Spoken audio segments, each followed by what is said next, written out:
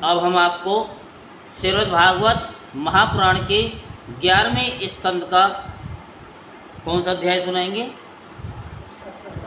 27वां अध्याय सुनाएंगे, जिसमें क्रिया योग का वर्णन आपको बताएंगे। उद्धव जी ने पूछा कि भक्तवत्सल श्री कृष्ण, जिस क्रिया योग का आश्रय लेकर जो भक्तजन जिस प्रकार से जिस उद्देश्य से आपकी अर्चा पूजा करते हैं, आप अपने उस आराधन रूप क्रिया योग का वर्णन कीजिए।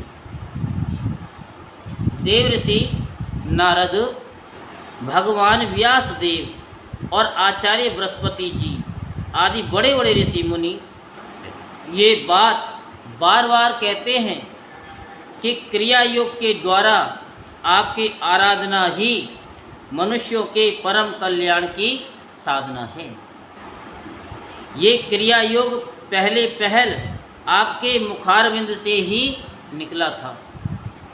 आपसे ही ग्रहण करके इसे ब्रह्मा जी ने अपने पुत्र भृगु आदि महर्षियों को और भगवान शंकर ने अपनी अर्धांगिनी भगवती पार्वती जी को उपदेश किया था। मर्यादा रक्षक प्रभु, ये क्रिया योग ब्राह्मण, क्षत्रिय आदि वर्णों और ब्रह्मचारी ग्रस्त आदि आश्रमों के लिए भी परम कल्याणकारी है। मैं तो ऐसा समझता हूँ कि स्त्री शूद्र आदि के लिए भी यही सबसे श्रेष्ठ साधना पद्धति है कि कमल नयन श्याम सुंदर आप शंकर आदि जगदीश्वरों के भी ईश्वर हैं। मैं आपके चरणों का प्रेमी भक्त हूँ। आप कृपा करके मुझे ये कर्म बंधन से मुक्त करने वाली विधि बतलाइए।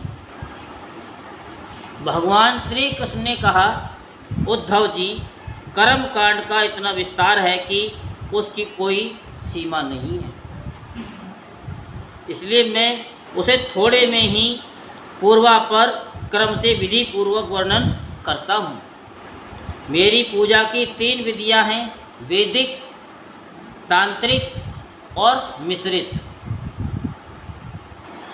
इन तीनों में से मेरे भक्त को जो भी अपने अनुकूल जान पड़े उसी विधि से मेरी आराधना करनी चाहिए। पहले अपने अधिकार अनुसार शास्त्रोक्त विधि से समय पर यज्ञोपवीत संस्कार के द्वारा संस्कृत होकर द्विजत्व प्राप्त करें।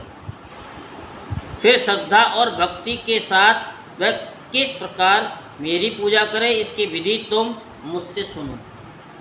भक्ति पूर्वक निष्कपट भाव से अपने पिता एवं गुरुपुत्र मुझ परमात्मा की पूजा की सामग्रियों के द्वारा मूर्ति में, वेदों में, अग्नि में, सूर्य में, जल में, हृदय में अथवा ब्राह्मण में, चाहे किसी में भी आराधना करे।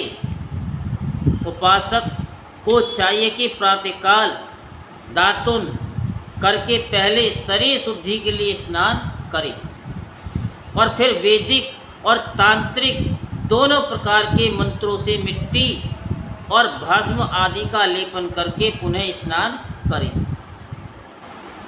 इसके पश्चात वेदोक्त संध्या वंदन आदि नित्य कर्म करने चाहिए। उसके बाद मेरी आराधना का ही सुदृढ़ संकल्प करके वैदिक और तांत्रिक विधियों से कर्म बंधनों से छुड़ाने वाली मेरी पूजा करें।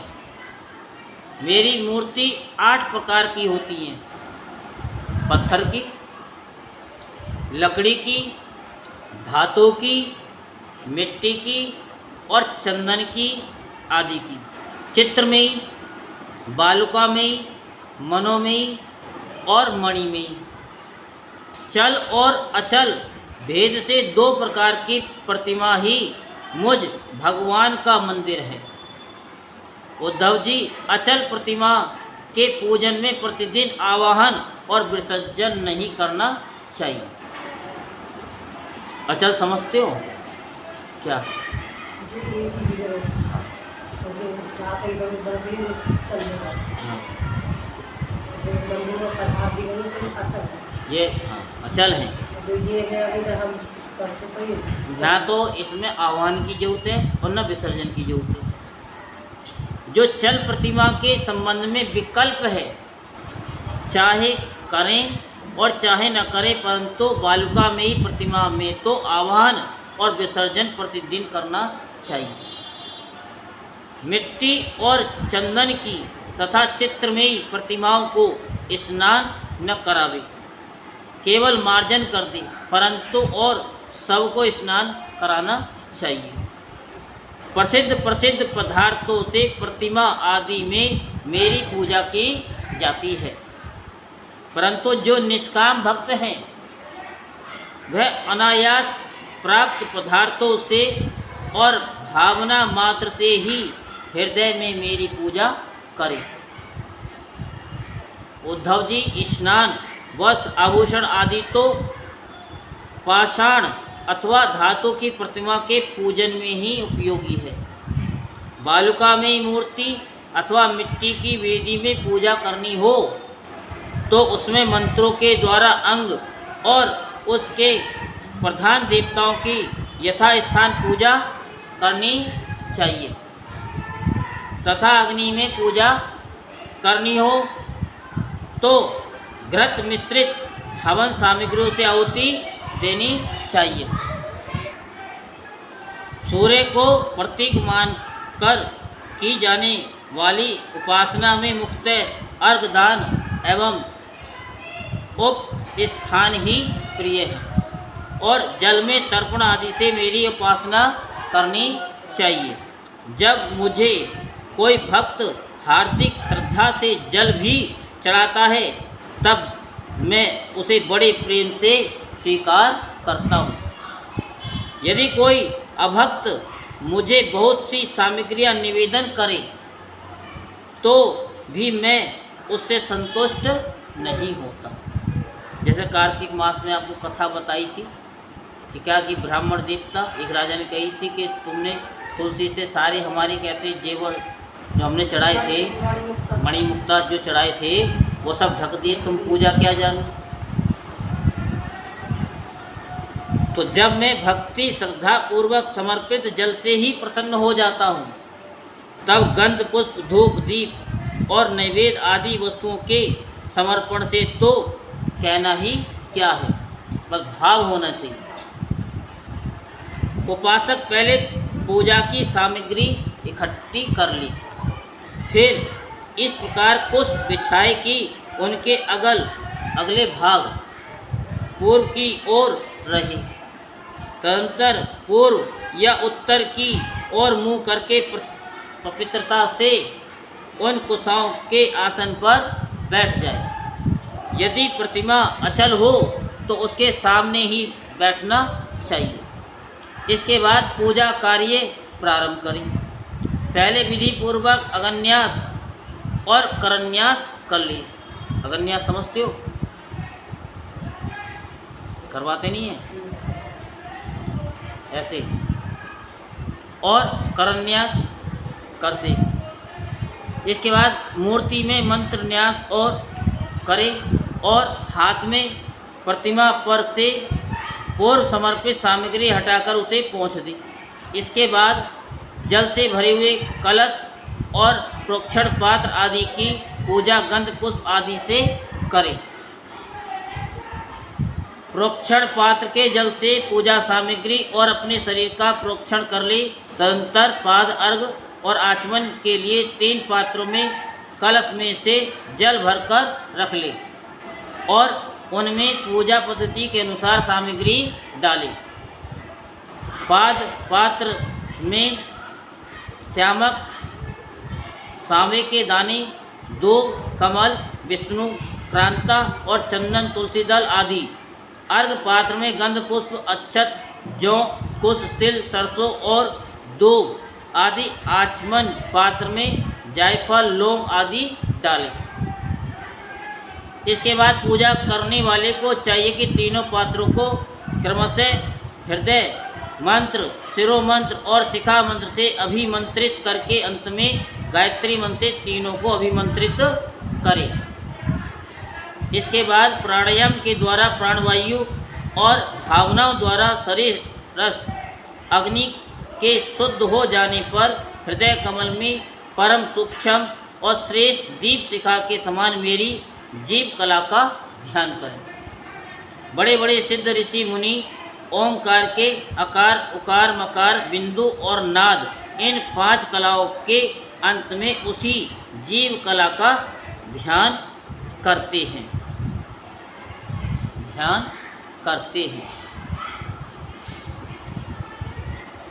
ध्यान के बारे में तो आपने कुछ बताया ही नहीं कि ये कथा कौन सी सुनने है। तत्व ज्ञान की कथा सुनने हैं। किसकी सुनने? बोला था। चलो सुनेंगे तब बताएंगे। तो ध्यान की 2 विधि तो मैं अभी बताता हूँ, अगर आप करोगे तो कुछ फ़ायदा होगा। एक तो यह कि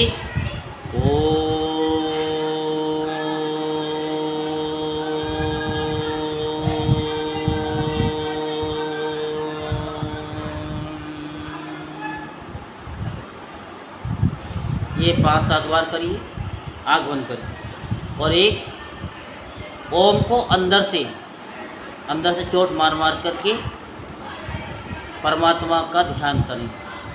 ध्यान परमात्मा का, लेकिन ओम का उच्चारण अंदर से।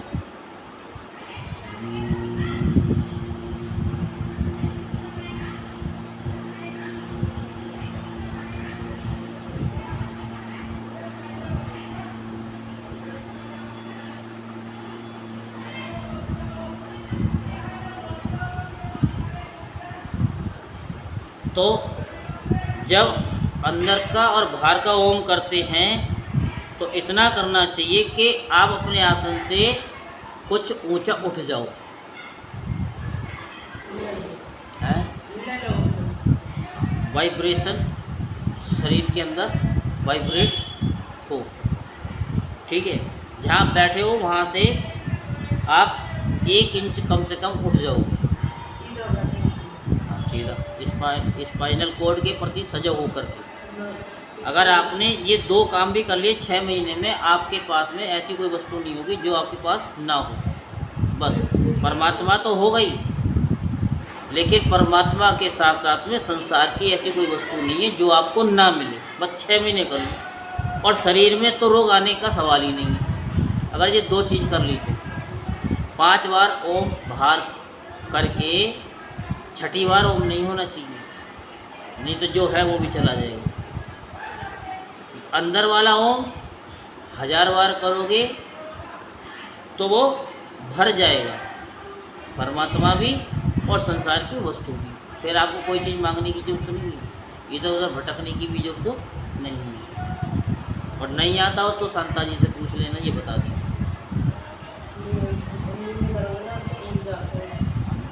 नहीं तो कोई नहीं,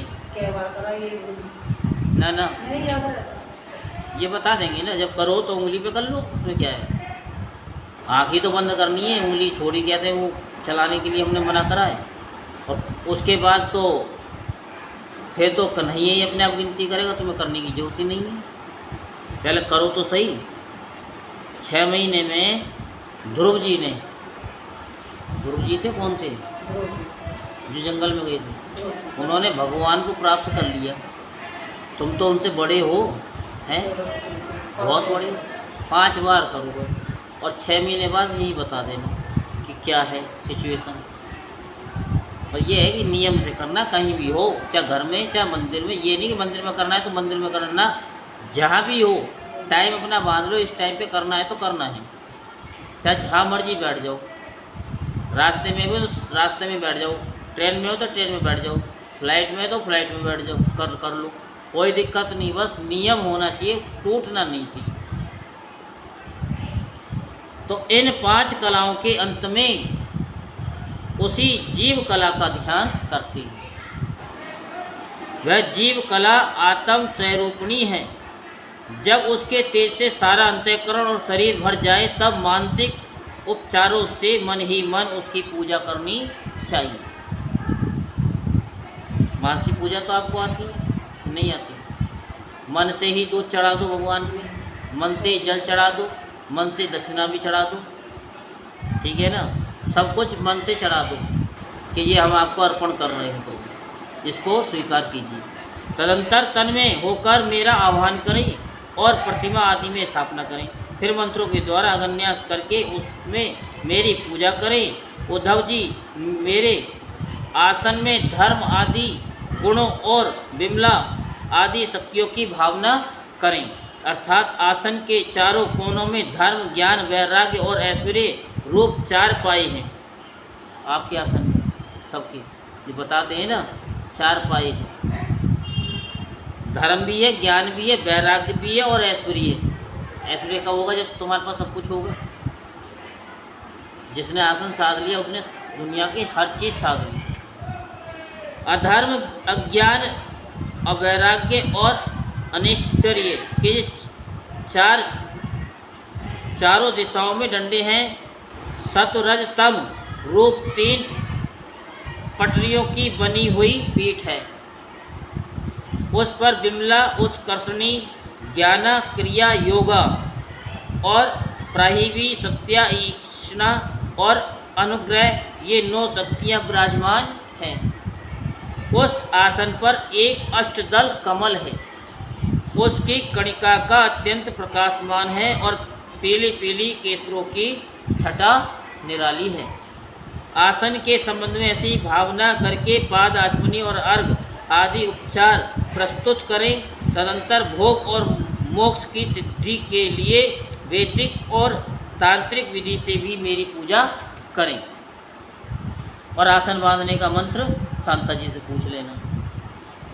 सुदर्शन चक्र, 5 जन, शंख और कौमोद की गदा, खड्ग, बाण, धनुष, हल, मूसल, इन 8 आयुधों की पूजा 8 दिशाओं में करें। आता है ना आसन बांधने का? ठीक है। और कौस्तुभमणि, वैजंती माला तथा श्री वत्स चिन्ह की वक्ष स्थल पर यथा स्थान पूजा करें। नंद, सुनंद, प्रचंड, चंड, महाबल, बल, कुमुद और कुमदेक्षण, इन 8 पार्षदों की 8 दिशाओं में गरुड़ की सामने दुर्गा, विनायक, व्यास और विश्वक्सेन की चारों कोनों में स्थापना करके पूजा करें। बाईं ओर गुरु की और यथाक्रम पूर्वादि दिशाओं में इंद्रादि 8 लोकपालों की स्थापना करके प्रोक्षण, अर्घदान आदि क्रम से उनकी पूजा करनी चाहिए। प्रियोद्धव, यदि सामर्थ्य हो तो प्रतिदिन चंदन, खस, कपूर, केसर और अर्गजा आदि सुगंधित वस्तु द्वारा सुवासित जल से मुझे स्नान कराए और उस समय स्वर्ण धर्म इत्यादि स्वर्ण घर्मानुवाच, जितम ते, पुंडरी काक्षम इत्यादि महापुरुष विद्या, सहशीर्षा पुरुषः इत्यादि पुरुष सूक्त और इंद्रम नरो ने मदिता हवंते इत्यादि मंत्रोक्त राजनादि साम गायन का पाठ भी करता रहे। मेरा भक्त वस्त्र, आप यज्ञोपीत, आभूषण, पत्र, माला, गंध और चंदन आदि से प्रेम पूर्वक यथावत मेरा श्रृंगार करे। उपासक श्रद्धा के साथ मुझे पाद आचमन, चंदन, पुष्प, अक्षत, धूप, दीप आदि सामग्रियाँ समर्पित करे। यदि हो सके तो गुड़, खीर, घृत, पूड़ी, पुए, लड्डू, हलवा, दही और दाल आदि विविध व्यंजनों का नैवेद्य लगावे। भगवान के विग्रह को दतुमन कराए, उपटन लगाए, पंचामृत आदि से स्नान कराए, सुगंधित पदार्थों का लेप करे, दर्पण दिखाए, भोग लगाए और शक्ति हो तो प्रतिदिन अथवा पर्वों के अवसर नाचने गाने आदि का भी प्रबंध करे। उद्धव जी, तदंतर पूजा के बाद शास्त्रोक्त विधि से बने हुए कुंड में अग्नि की स्थापना करें। वह कुंड मेखला, गर्त और वेदी से शोभायमान हो। उसमें हाथ की हवा से अग्नि प्रज्वलित करके उसका परिसमूहन करे, अर्थात उसे एकत्रित कर दे। वेदी के चारों ओर कुश कंडिका का करके, अर्थात चारों ओर 20-20 कुश बिछाकर मंत्र पढ़ता हुआ उन पर जल छिड़के। इसके बाद विधि पूर्वक समिधाओं का आधान रूप अनुवाधन कर्म करके अग्नि के उत्तर भाग में होमोपयोगी सामग्री रखे और प्रोक्षणी पात्र के जल से प्रोक्षण करे। तदंतर अग्नि में मेरा इस प्रकार ध्यान करे। मेरी मूर्ति तपाए हुए सोने के समान दम दम दमक रही है। रोम रोम से शांति की वर्षा हो रही है।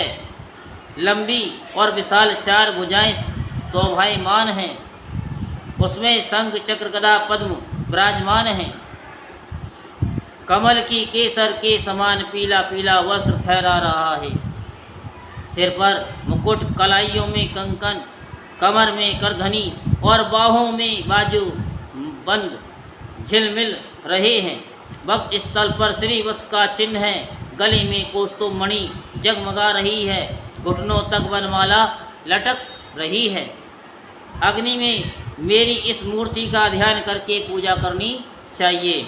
इसके बाद सूखी समिधाओं को घृत में डुबो कर आहुति दे और आज्य भाग और आधार नामक 2-2 आहुतियों से और भी हवन करे। तदंतर घी से भिगोकर अन्य हवन सामग्रियों से आहुति दे। इसके बाद अपने इष्ट मंत्र से अथवा ओम नमो नारायण इस अष्टाक्षर मंत्र से तथा पुरुष सूक्त के 16 मंत्रों से हवन करे। बुद्धिमान पुरुष को चाहिए कि धर्मादि देवताओं के लिए भी विधि पूर्वक मंत्रों से हवन करे और स्विष्टकृत आहुति भी दे। इस प्रकार अग्नि में अंतर्यामी रूप से स्थित भगवान की पूजा करे, उन्हें नमस्कार करे और नंद सुनंद आदि पार्षदों को 8 दिशाओं में हवन कर्मांग बलि दे। तदंतर प्रतिमा के सन्मुख बैठकर परब्रह्म स्वरूप भगवान नारायण का स्मरण करे और भगवत स्वरूप मूल मंत्र ओम नमो भगवते वासुदेवाय का जप करे। इसके बाद भगवान को आचमन करावे और उनका प्रसाद विश्वक्सेन को निवेदन करे। इसके पश्चात अपने इष्ट देव की सेवा में सुगंधित तांबूल आदि मुखवास उपस्थित करे तथा पुष्पांजलि समर्पित करे। मेरी लीलाओं को गावे, उनका वर्णन करे और मेरी ही लीलाओं का अभिनय करे। ये सब करते समय प्रेमोन्मत्त होकर नाचने लगी। मेरी लीला कथाएं स्वयं सुने और दूसरों को सुनावे।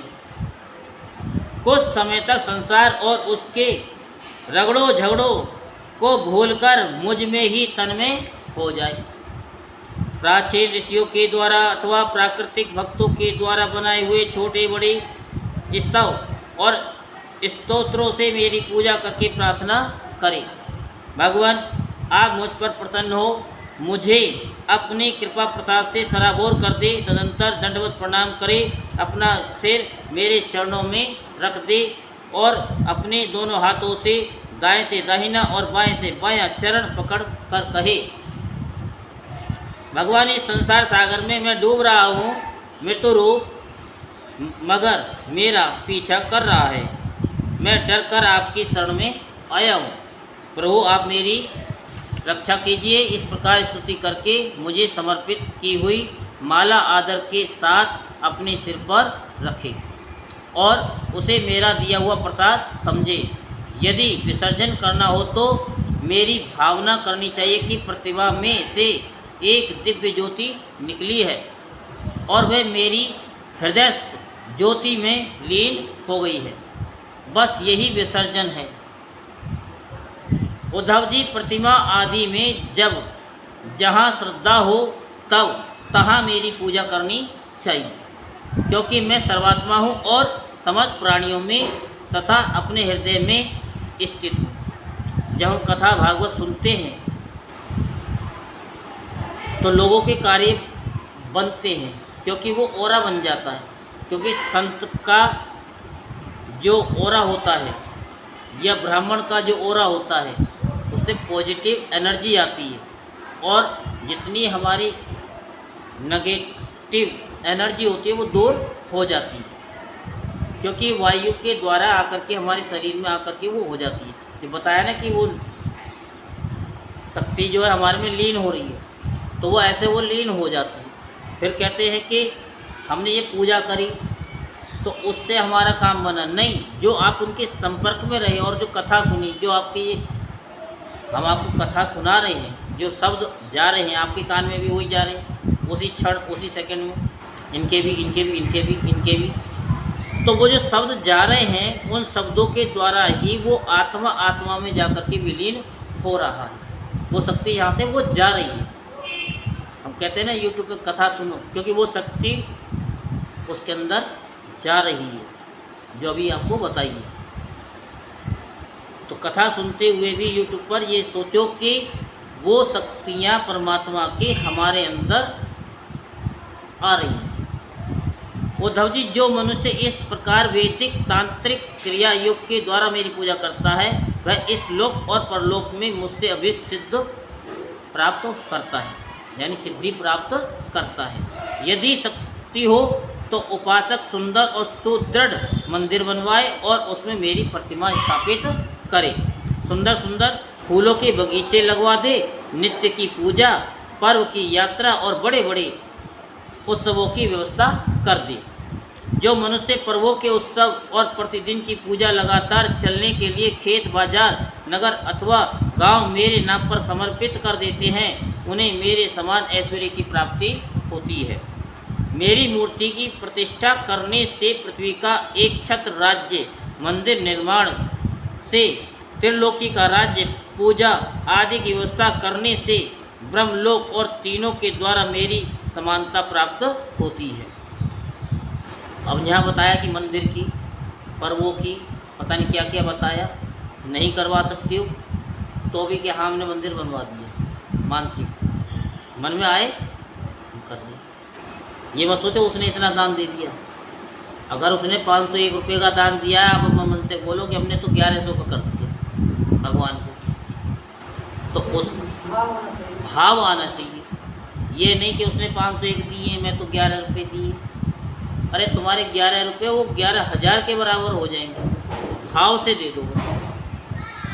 भगवान कहते हैं भाव का भूखा हूँ मैं, भाव ही वह सार है, और भाव से मुझको भजे तो बहुत से बेड़ा पार है।